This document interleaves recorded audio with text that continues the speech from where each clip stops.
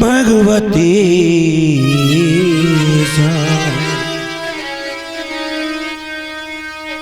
वलादा कृष्ण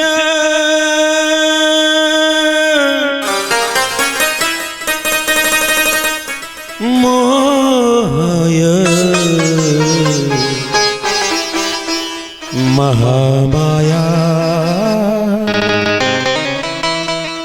प्रयच्छति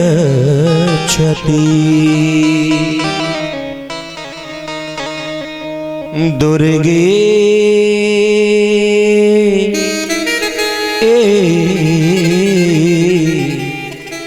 हर्षिभीतिं शीर्षजन्तो स्वस्थै स्मृतामतिं शुभं ददासि दारिद्र्य दुख भयहारिणी का त्वदन्या सर्व परोपकारणाय सदार्धचित्तः सर्वमंगल मांगल्ये शिवे सर्वार्थ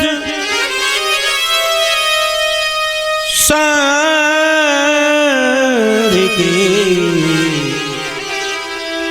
शरण्ये त्र्यंबके हे गौरी नारायणी नमोस्तुते रोगान् शेषान् पहेंसि तुष्टः रुष्टात् कामान् सकलानभीष्टान् त्वामाश्रितानां न विपन्नराणाम् त्वामाश्रिता हयाश्रयन्ता प्रयान्ति सर्वबाधा प्रशमनं त्रैलोक्यखिलेश्वरी एवमेव त्वया कार्यमस्मद् ऊटगिरिवाली मां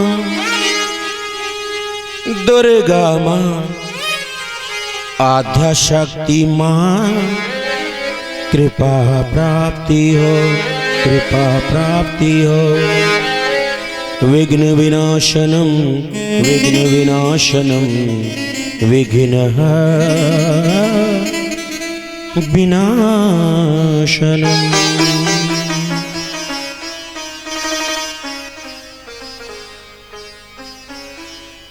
वक्रतुंड महाकाय सूर्यकोटि समप्रभ निर्विघ्नं कुरु मे देव सर्वकार्येषु सर्वदा। गजाननं भूतगणाधिसेवितं कपित्थजम्बू फलचारुभक्षणम्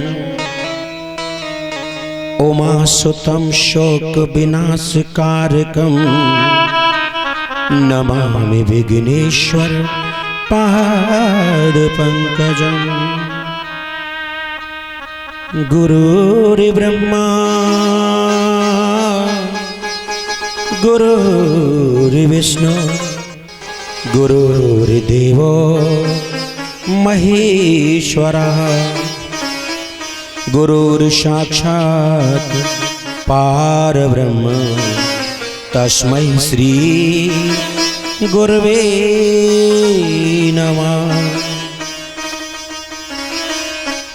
ध्यानमूलं गुरुर्मूर्ति पूजामूलं गुरुर्पदं मंत्रमूलं गुरुर्वाक्यं मोक्षमूलं गुरुर्कृपा। सच्चिदानंद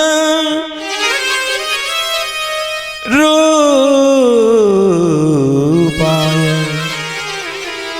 विश्वोत्पत्त्यादि हेतवे तापत्रय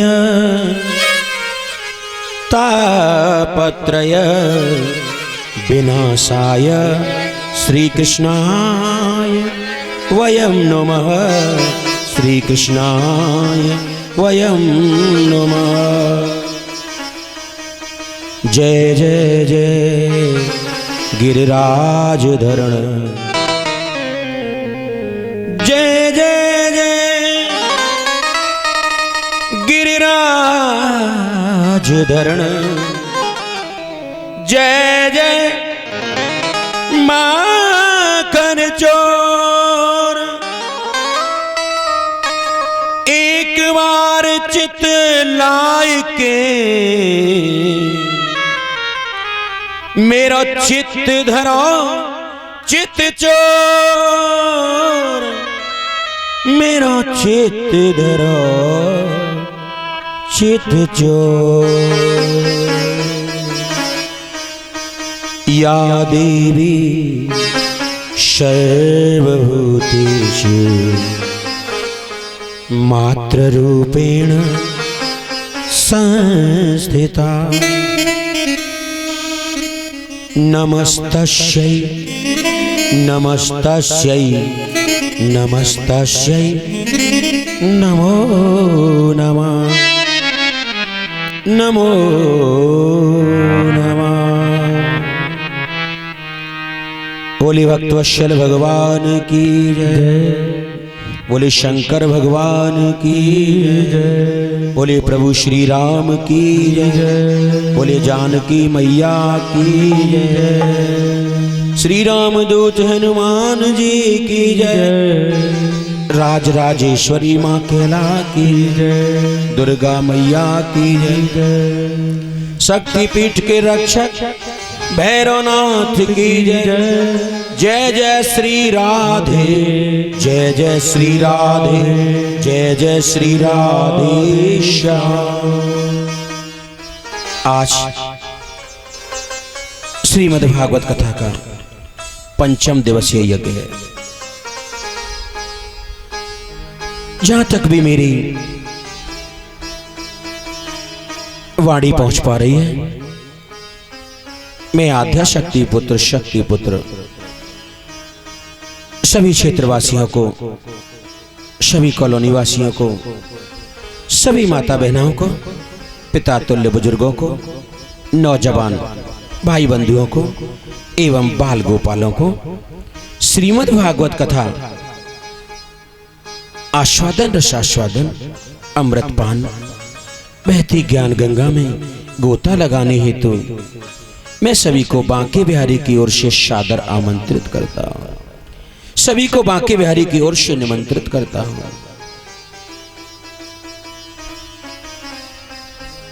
सभी भक्तगण ज्यादा से ज्यादा संख्या में एकत्र होकर श्रीमद् भागवत कथा के पंडाल की शोभा बढ़ाएं। आज भगवान के सुंदर बाल्यकाल की लीलाओं का वर्णन किया जाएगा। कल भगवान श्री कृष्ण का अवतार हुआ। सभी सेक्टर 11 वासियों ने 8, 9, 10 सभी ने बड़ी धूमधाम से मैदान में मनाया। भगवान श्री कृष्ण मथुरा के कारागार में प्रकट हुए और गोकुल में नंद गोप, यशोदा मैया और सभी गोकुल वासियों ने बड़ी धूमधाम से मनाया।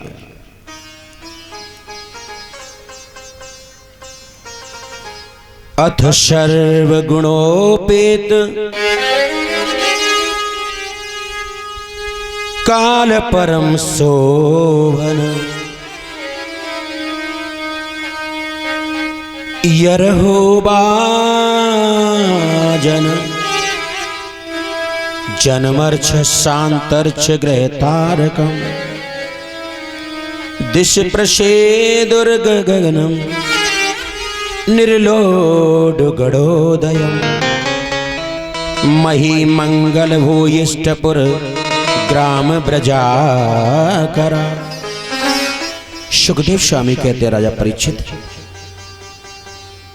सभी नक्षत्र ग्रह तारे शांत सौम्य हो रहे थे, सभी दिशाएं स्वच्छ और प्रसन्न हो रही थी, निर्मल आकाश में तारे जगमगा रहे थे, पृथ्वी के बड़े बड़े नगर, छोटे छोटे गांव, अहीर की बस्तियां और हीरे आदि की खाने मंगलमय हो रहे थे। नदियों का जल निर्मल हो रहा था। रात्रि के समय सभी सरोवरों में कमल खिल रहे थे। रात्रि के समय पर वन में वृक्षों की पंक्तियां रंग बिरंगे पुष्पों के गुच्छों से लद गई थी। कहीं पंछी चहक रहे थे। रात के 12 बजे कई भौरों की गुनगुनाहट की आवाज आती।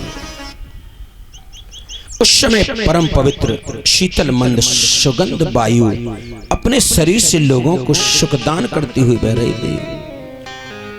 ब्राह्मणों के अग्निहोत्र की कभी न बुझने वाली अग्नियां जो कंस के अत्याचार से बुझ गई थीं, वे इस समय अपने आप जल उठी, अपने आप प्रज्वलित हो गए।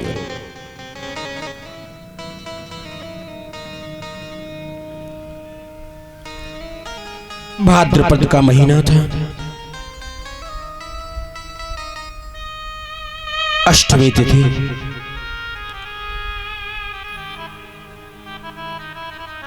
बुधवार का दिन था, जिसे रात्रि के भी कहते हैं।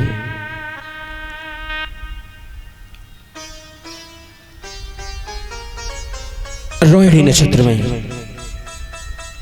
भगवान श्री कृष्ण का अवतार हुआ था।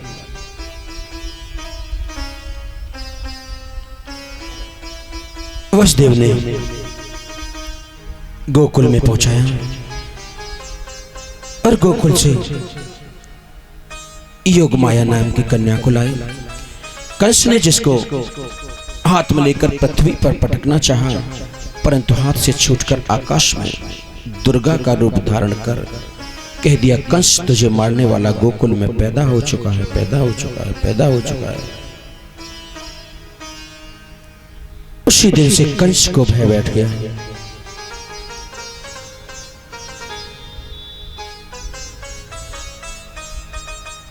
उधर में जन्मोत्सव मनाया जा रहा है।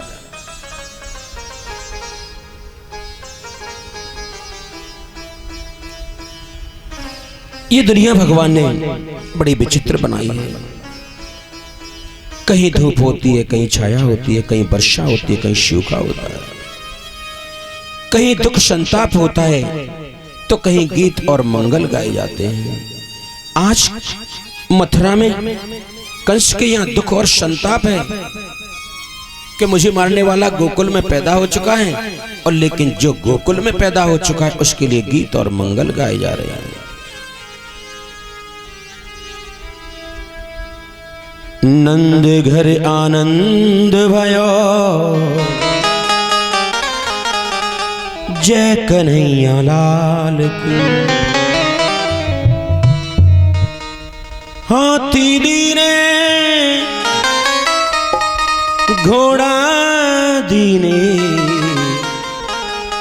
और दीनी पाल की। नंदघर आनंद भय, जय कन्हैया लाल की। नंदघर आनंद भय, जय कन्हैया लाल की। नंदघर आनंद भय, जय कन्हैया लाल की। नंदघर आनंद भय, जय कन्हैया लाल की। नंदघर आनंद भय, जय कन्हैया लाल की। जय कन्हैया लाल की, जय बोलो गोपाल की। नंदघर आनंद भाई जय कन्हैया लाल की। नंदघर आनंद भाई जय कन्हैया लाल की। हाथी दीने घोड़ा दीने और दीनी पाल की। हाथी दीने घोड़ा दीने और दीनी पाल की। हाथी दीने घोड़ा दीने और दीनी पाल की। नंदघर आनंद भाई जय कन्हैया लाल की। नंदघर आनंद भाई जय कन्हैया लाल की। नंदघर आनंद भाई जय कन्हैया लाल की। नंदघर आनंद भाई जय कन्हैया लाल की। जय कन्हैया लाल की जय बोलो गोपाल की। जय कन्हैया लाल की जय बोलो गोपाल की। जय कन्हैया लाल की जय बोलो गोपाल की। नंदघर आनंद भाई जय कन्हैया लाल की। नंदघर आनंद भाई जय कन्हैया लाल की। जय कन्हैया लाल की। इधर में कंस को भय हो गया।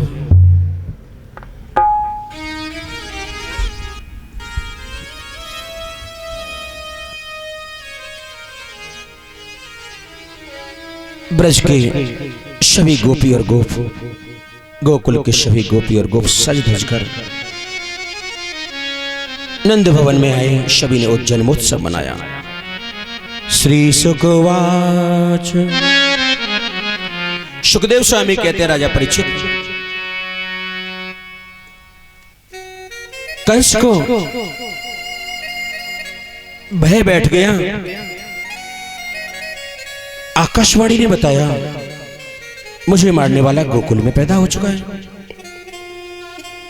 नंद पथिवच सौरेर्नम मृषेत विचिन्तयन् हरिम जगाम शरणमुत्पाता गम शंकित कंसेन प्रहिता घोरा पूत बाल घातिनी शिशु इश्चारण ग्नन्ति पुरग्राम ब्रजादिषु। सुखदेव स्वामी कहते हैं राजा परीक्षित, जब कंस को भय हो गया तो उसने पूतना को बुलाया। पूतना कौन? ये आकाशुर और बकासुर की बहन है। पूतना से कहा, पूतना मेरी एक आज्ञा का पालन करो, मेरी एक सेवा करो। पूतना हाथ जोड़ के खड़ी हो गई। बोलो महाराज कंस, बोलो स्वामी, क्या सेवा करनी है? अगर आप कहें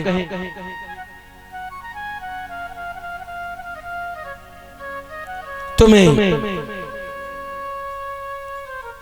आपकी एक इशारे पर अपने प्राण दे दूं।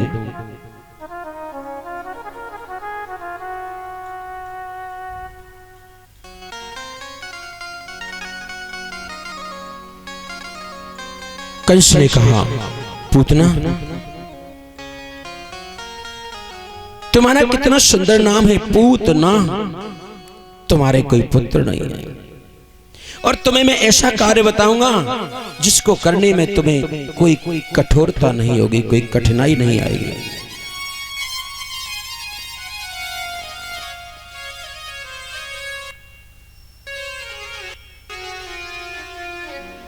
क्या कार्य करना है मुझे बोलो। पूतना, गोकुल में 1 महीने के भीतर जितने शिशुओं ने जन्म लिया है ना, उन सभी शिशुओं को, उन सभी बालकों को तुम्हें मार देना है।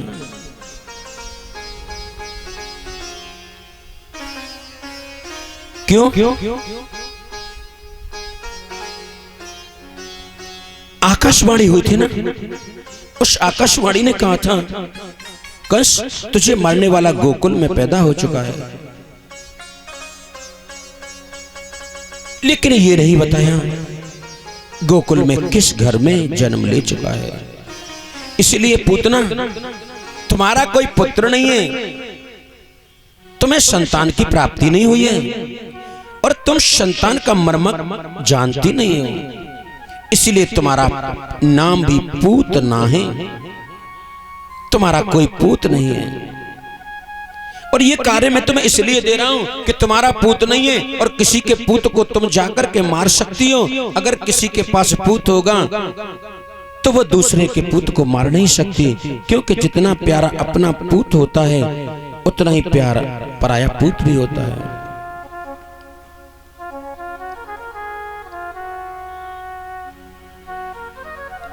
कंस ने आज्ञा का पालन किया।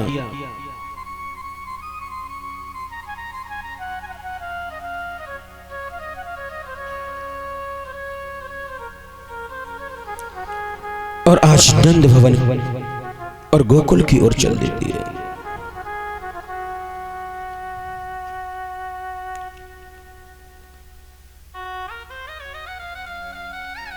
पूतना ने सुंदर वस्त्र धारण कर लिए, सुंदर वस्त्र धारण करके और गोकुल में जाकर के पहले एक घर में कदम रखा, एक गृहस्थ के घर में कदम रखा। उस गृहस्थ के यहाँ एक शिशु ने जन्म लिया था। पलना के भीतर सुंदर शिशु सो रहा है। पूतना ने जैसे उस शिशु को देखा और देख करके विचार किया कि मैं इसको अभी मार डालूंगी, इसका वध कर दूंगी, इसका गला घोंट दूंगी।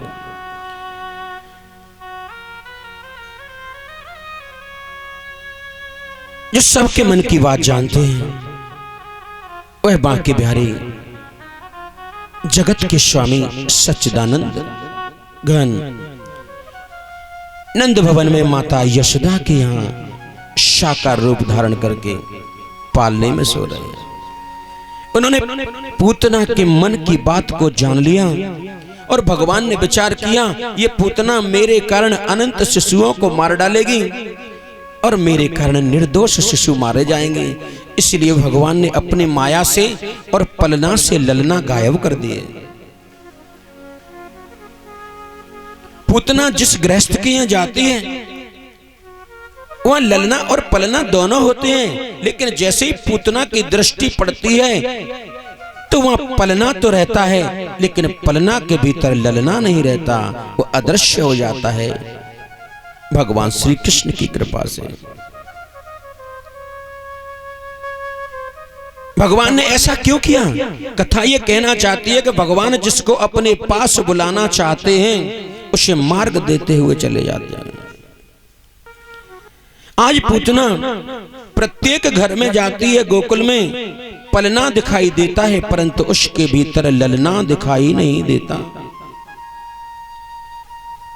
आज नंद भवन में जा पहुंची यशोदा मैया घर के किसी कामकाज में व्यस्त है। ब्रज की गोपियां नंद भवन में हैं। गोपियों ने देखा ये कौन, इसको पहले कभी गोकुल में नहीं देखा।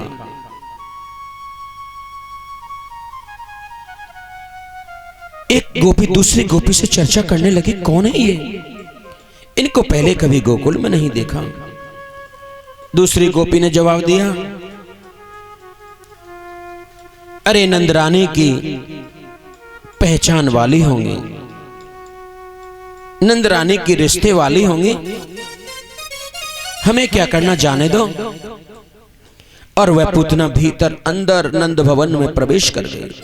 जिस कक्ष में भगवान श्री कृष्ण शयन कर रहे थे, जिस पलने के भीतर नन्हे से भगवान, उनके मोटे मोटे नैना, श्याम वर्ण की कांति है, बड़े सुंदर मनमोहक मूर्ति है भगवान की। एक बार कोई भगवान की मूर्ति को देख ले, भगवान के उस स्वरूप को देख ले तो संसार में कुछ देखने की लालसा रहती ही नहीं है, सारी आशाएं समाप्त हो जाती हैं। जैसे ही पूतना ने जाकर के और जिस कक्ष में भगवान श्री कृष्ण शिशु रूप में पलने में सो रहे थे ना, जैसे ही कक्ष के और चौखट पे कदम रखा तो पहले भगवान श्री कृष्ण अपने दोनों मोटे मोटे नेत्र खोल करके और अपने एक पैर का अंगूठा अपने हाथ से पकड़ के अपने मुख में लगाते हैं। नन्हे नन्हे पैरों को बार बार ऊपर करते हैं, कभी पैर का अंगूठा पकड़ के मुख में लगा लेते हैं, कभी हाथ का अंगूठा मुख में लगाते हैं, तो कभी खिलखिला करके हंसते हैं। जैसे ही पूतना ने कदम रखा तो भगवान ने अपने दोनों नेत्र बंद कर लिए। हमारे यहाँ ब्रज में संतों के अलग अलग विचार हैं और भागवत में भी संतों के अलग अलग विचार कहे। किसी संत ने पूछा, पूतना को देख करके बाल कृष्ण भगवान ने अपने नेत्र क्यों मूंद लिए? दूसरे सज्जन संत ने जवाब दिया, अरे पूतना को देखकर भगवान ने अपने नेत्र इसलिए मूंद लिए होंगे कि ये भगवान है ना, सबके मन की बात जानते हैं, तो पूतना के मन की बात भी जानते होंगे। या तो मन की बात तुम जानते हो, अपने मन के भीतर क्या सोच और क्या विचार रहे हो, या हमारे मन की बात को भगवान जानता है और तीसरा कोई संसार में जानता नहीं। वो मन की बात जान गए होंगे। ये पूतना बाल घातनी है, ये बालकों को मारने के लिए आई है, कंस की आज्ञा का पालन करने के लिए आई है, और बालक भगवान का स्वरूप होता है। और जो भगवान का शत्रु बनकर के आई है, जो बालकों का शत्रु बनकर के आई है, तो भगवान उसकी शक्ल देखना पसंद नहीं करते हैं। जो बाल गोपालों का शत्रु बन जाता है, इसीलिए नेत्र बंद कर लिए होंगे। दूसरे संत बोले, शांति नहीं मिली, कोई और कारण होगा, या कोई और कारण कहो। एक संत बोले, एक कारण ये हो सकता है, ये बालकृष्ण भगवान है ना, ये माता अदिति के गर्भ से भगवान वामन के रूप में अवतरित हुए थे। प्रहलाद के पुत्र विरोचन और विरोचन के पुत्र बलि के यज्ञ में वामन भगवान जब गए थे तो महाराजा बलि के महल के सामने से गुजर रहे थे। राजा बलि की एक बेटी थी, और राजा बलि की बेटी ने जब वामन अंगुल के वामन भगवान को देखा तो देख करके सच्चे मन से ऐसी कामना की, हे भगवान, कितना सुंदर बालक, इतना सुंदर बालक पहले कभी नहीं देखा। हे भगवान, ऐसा बालक अगर एक बार मिल जाए तो स्तनपान करा के मेरा जीवन धन्य हो जाए, मेरा जीवन धन्य हो जाए। सच्चे मन से कामना की तो वामन भगवान ने मन ही मन कहा, तथास्तु, एक दिन ऐसा ही होगा। लेकिन जब वामन भगवान ने राजा बलि का सब कुछ छीन लिया, तीनों लोगों को छीन लिया, तो बलि की बेटी को पता चला, तो मन में ख्याल आया, अरे कितना सुंदर बालक, मैंने विचार किया था इस बालक को स्तनपान करा के जीवन धन्य हो जाएगा। अरे ये बालक बड़ा कपटी है, ऐसे बालक को तो स्तन से विष लगा करके और दूध पिला करके उसे मार देना चाहिए। सच्चे मन से कहा तो भगवान ने कहा, तथास्तु, एक दिन ऐसा ही होगा।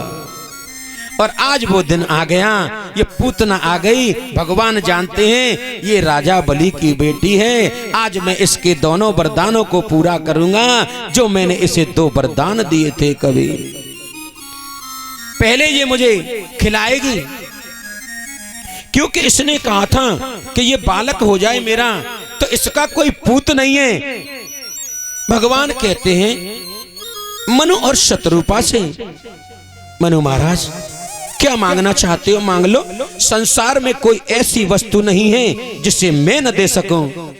तो पूतना के पास पुत्र नहीं था, इसीलिए भगवान ने आज पूतना, जिसका नाम है पूतना, जिसको कभी पूत नहीं होते, आज उस दुष्टा के भी भगवान पूत बन गए। उसे अपनी मां रूप में स्वीकार करेंगे और उसका स्तनपान करेंगे और उसकी गोदी में खेलेंगे। ऐसे करुणा निधान भगवान है बाल श्री कृष्ण। ऐसे भगवान की सबको पूजा करनी चाहिए, ऐसे करुणामयी भगवान की साधना सबको करनी चाहिए, ऐसे भगवान पर सबको विश्वास, सबको भरोसा रखना चाहिए। भगवान कहते हैं संसार में ऐसी कोई वस्तु नहीं है जो मैं दे न सकूं, परंतु मांगने वाला होना चाहिए। भगवान देने के लिए तैयार खड़े रहते हैं।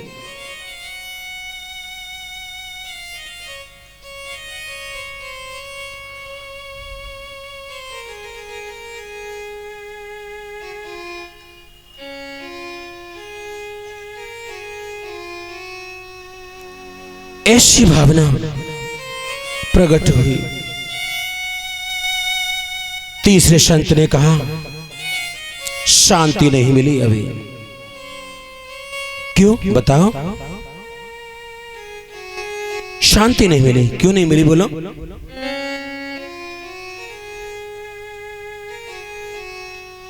कोई और कारण रहा होगा। तीसरे संत कहते, हां, मुझे लगता है इसका कारण यह है, भगवान श्री कृष्ण ने और पूतना को देखकर अपने दोनों नेत्र मूंद लिए।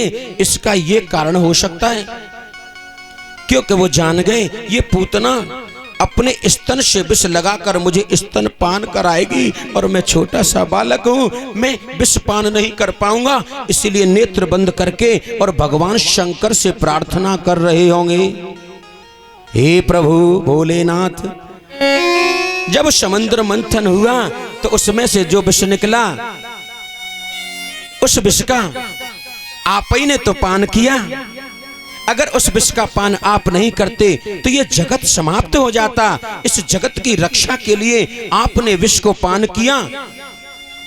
जब आपको स्मृति हुई, जो विस्मृति हो गई थी कि मेरे हृदय में तो राम विराजमान है, मेरे हृदय में तो राम विराजमान है, वो विस्मृति हो गई। और उसके बाद जब स्मृति हुई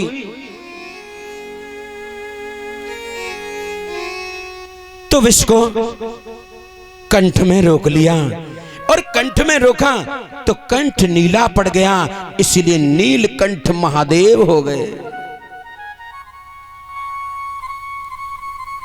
मुझे लगता है आज बाल कृष्ण भगवान दोनों नेत्र मूंद कर पूतना को देखकर भगवान शंकर से प्रार्थना कर रहे हैं, मैं छोटा सा बालक हूं, शिशु हूं, आपको विषपान करने का आदत है, आप तो विष पीते हो। नेत्र बंद करके प्रार्थना कर रहे हैं। बोले बाबा आप आ जाओ ना, क्योंकि पूतना आ गई है, ये स्तन से विष लगाएगी, आप विष को पी लेना और दूध को मैं पी लूंगा। ऐसा विचार रहा होगा। इस संतों का विनोद है, अपने अपने तरीके से विचार व्यक्त करते हैं।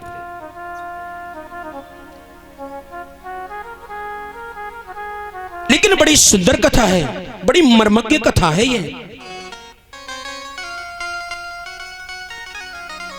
ये कथा हमें यह समझाना चाहती है, मनु महाराज शतरूपा ने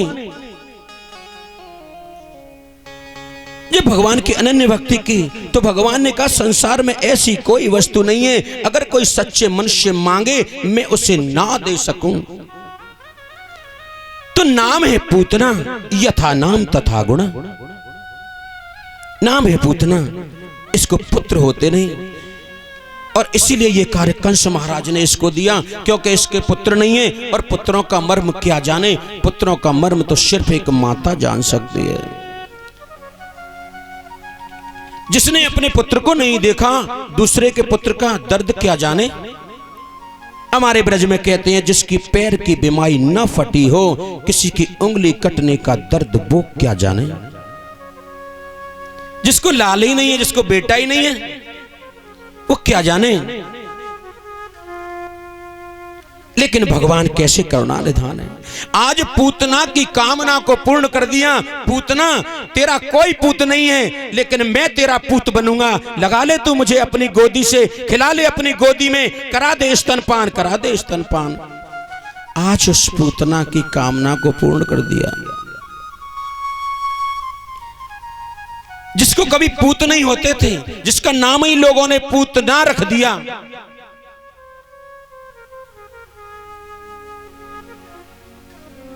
आज भगवान ने उसकी कामना पूर्ण कर दी। पूतना आई और कन्हैया को उठाया, कन्हैया को उठा करके अपनी गोदी से, अपनी छाती से लगाया। भगवान ने पहला वचन पूरा कर दिया। कथा यह कहना चाहती है, कितनी भी दुष्टा स्त्री हो, कितनी भी दुष्टा पुरुष हो, अगर सच्चे मन से भगवान से जो मांगोगे वो अवश्य मिलता है।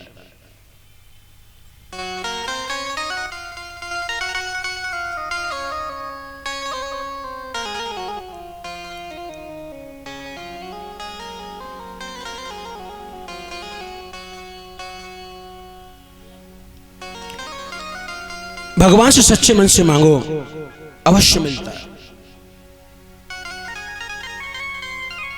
स्तनपान कराया, भगवान ने स्तनपान करके उसे मां का दर्जा दिया और स्वयं को पुत्र का दर्जा दिया। कथा ये कहना चाहती है, तुम भगवान से कोई रिश्ता तो बना लो, जो रिश्ता बना लोगे वही बन जाते हैं। फिर उसने विष लगाया और विष लगा करके कन्हैया जी को पिलाया, तो कन्हैया जी ने उसके भीतर बेकार वासना थे उनको खींच करके उसका कल्याण कर दिया। और दौड़ती हुई जा रही है, चिल्लाती हुई जा रही है। क्यों? शास्त्र कहता है जब हम शरीर को छोड़ते हैं, एक बिच्छू मारे डंक कितना दर्द होता है, सहस्रों बिच्छू डंक मारे उतना दर्द होता है जब हम शरीर का त्याग करते हैं। और दर्द क्यों होता है? दर्द का दूसरा नाम होता है मोह। किसी किराए के कमरे में 4 महीने रह लो और 4 महीने में वहां के अड़ोसियों से पड़ोसियों से उस कमरे से इतना लगाव हो जाता है कि छोड़ के जाते हैं तो दर्द होता है, दुख होता है। इस शरीर में तो जब से दुनिया देखी तब से शरीर में ही रहते हैं।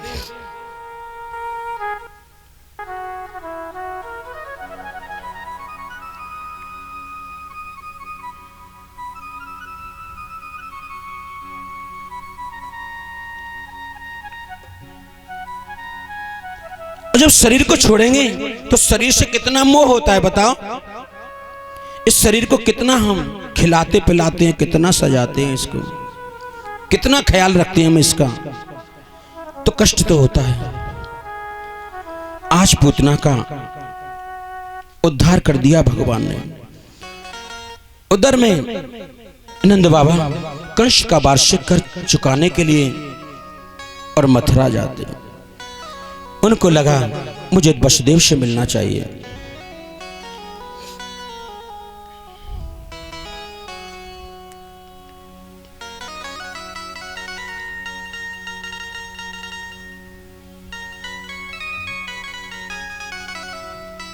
वसुदेव से मिलने के लिए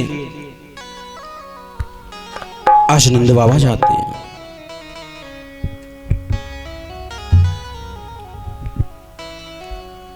वसुदेव ने जैसे ही नंद बाबा को देखा, नंद बाबा को देख करके अपने बालक की स्मृति हो गई।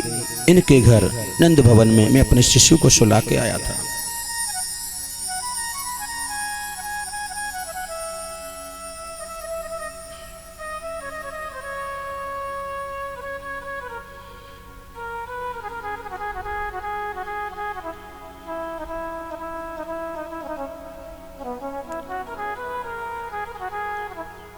आज नंद बाबा को देखकर अपने शिशु की स्मृति होती है।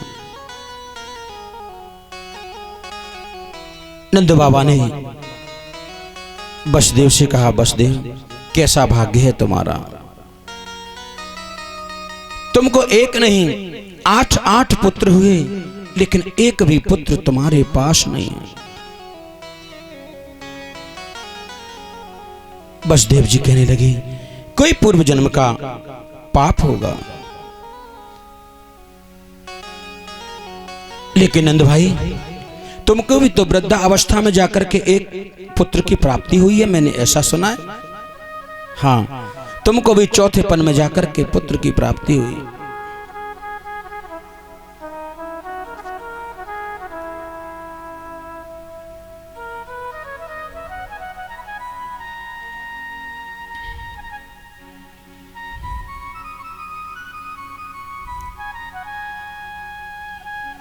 चौथेपन में तुम्हें जो पुत्र मिला है बड़ा ही सुंदर पुत्र होगा। कैसा पुत्र है बोलो? नंद बाबा कहते हैं बड़ा सुंदर पुत्र है। नंद बाबा कहते हैं वसुदेव तुम्हारा जो पुत्र मेरे यहां रहता है ना, वो भी बड़ा सुंदर है, और तुम्हारे पुत्र को मैं अपने जैसा समझ करके उसका पालन पोषण करता हूं। वसुदेव बोले, नंदराय, मेरे पुत्र को आप अपने जैसा पुत्र समझते हैं, तो क्या तुम्हारे पुत्र को मैं अपने जैसा पुत्र नहीं समझ सकता? आपके पुत्र को मैं भी तो अपना पुत्र जैसा मान सकता हूं ना? हाँ, क्यों नहीं?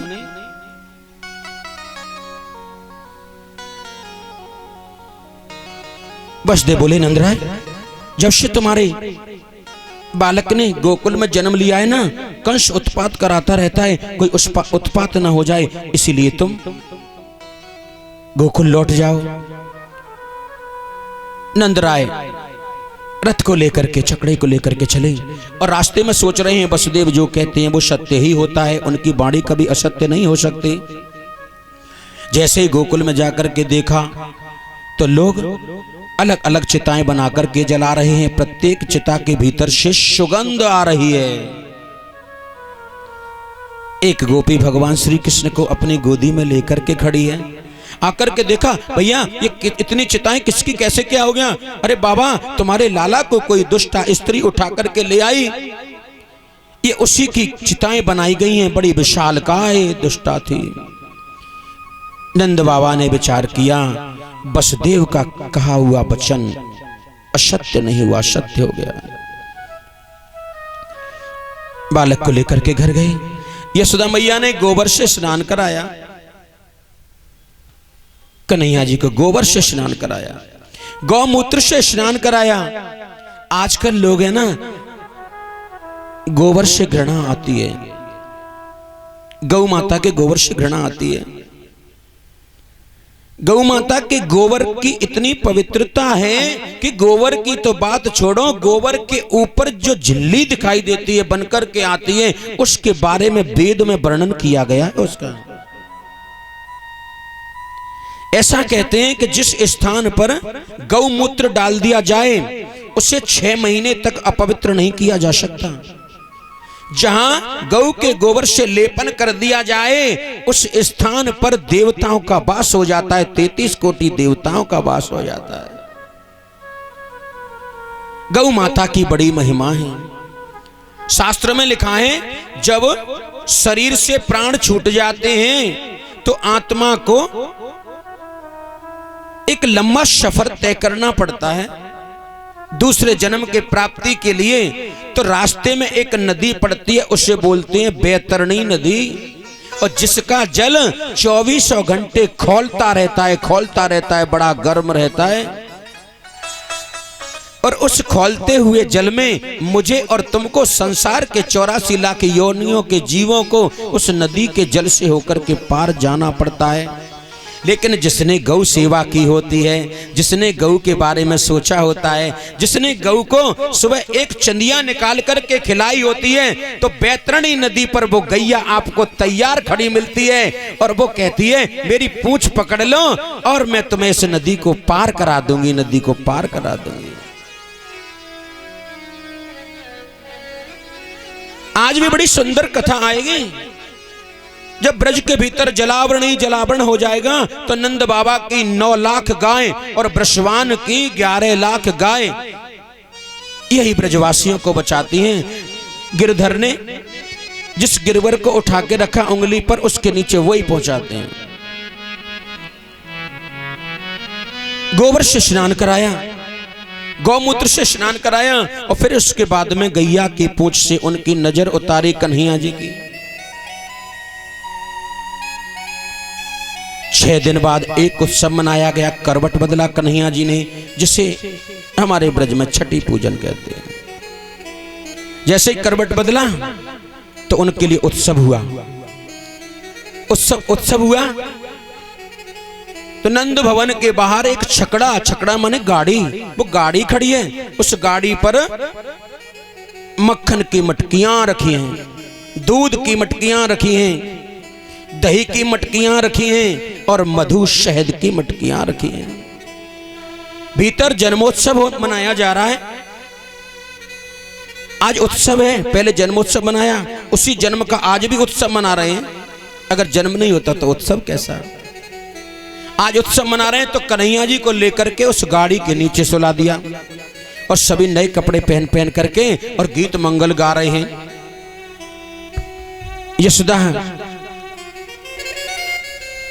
यशोदा मैया है ना, वो सबको किसी को कुछ इस प्रकार से भेंट कर रही हैं। लेकिन कृष्ण कन्हैया गाड़ी के नीचे छकड़े में पड़े हैं और छकड़े में बैठे बैठे सोच रहे हैं हमें भूख लग रही है, लेकिन हमारी कोई सुन ही नहीं रहा है। कृष्ण कन्हैया अपने पैरों को ऊपर फेंक रहे हैं।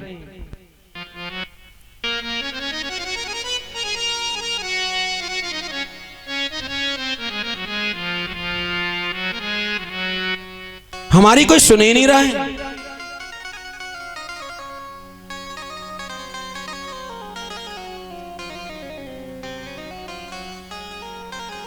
कन्हैया कह रहे हमारी वजह से उत्सव, हमारी वजह से खुशी, हमारी वजह से आनंद।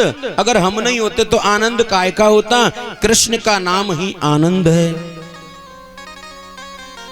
नंद घर आनंद भयो, जय कन्हैया लाल की।